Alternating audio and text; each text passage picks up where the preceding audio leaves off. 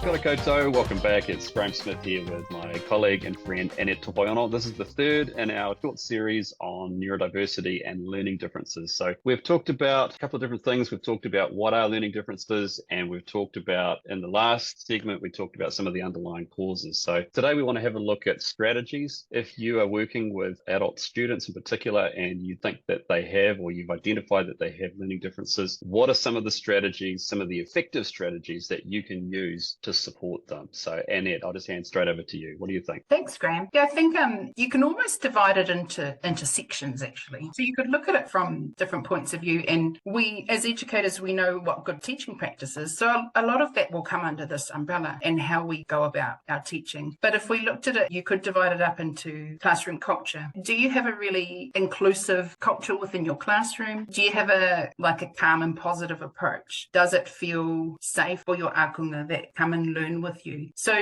that's what I mean. And then you could move into learning strategies. Do you apply multisensory techniques? You in different ways of offering the learning. Do you use things like graphic organizers, mind maps, flow charts, things like, do you chunk the information and the learning? So a lot of the time, just small bite-sized learning is great, because then you also get the small wins with it. So, just little chunks of learning is a really good way to go about it. Then you might look at it in terms of how you communicate. So do you have visual prompts around the room that might help? And you may have just done lots of learning from the module you've just done. Are there visuals around the room to reinforce that learning? Or do you do that? Or can you do that? How do you give your instructions? Are they really clear and explicit, or are they long-winded and difficult? Because sequencing and remembering instructions can be really difficult. Do you use exemplars? Do you model what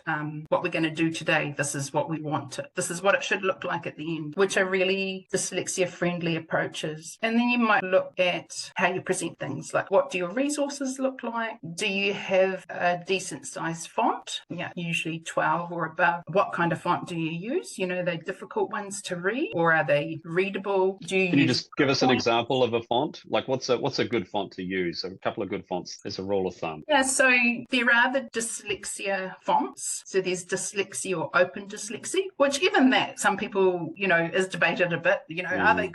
Aren't they good? But I think they're pretty good. Might be Century Gothic, Arial, Comic Sans. Yeah, I tend to use Calibri a lot. So not Times New Roman then? No. Why is that? Any particular reason? There's probably better ways, technical ways to describe it, but it's not as clear. And it seems, my whole time at university, that's what I had to use. Everything was in Times New Roman. It's just not as clear as the other fonts. Okay. Sometimes the little flicks that some letters have, they can make things confusing as well. Yeah, so there's lots of different fonts, and the little guide that we've done for Tapatoru, that should help everyone as well, that we can share with you all. And that's kind of talks about fonts and sizes and how you can present your resources and things. I guess, you could call these ones quite plain fonts. Yep. So fonts, suitable sizes, lots of space on your resources, use of bullet points. And where you can, don't be too heavy on notes.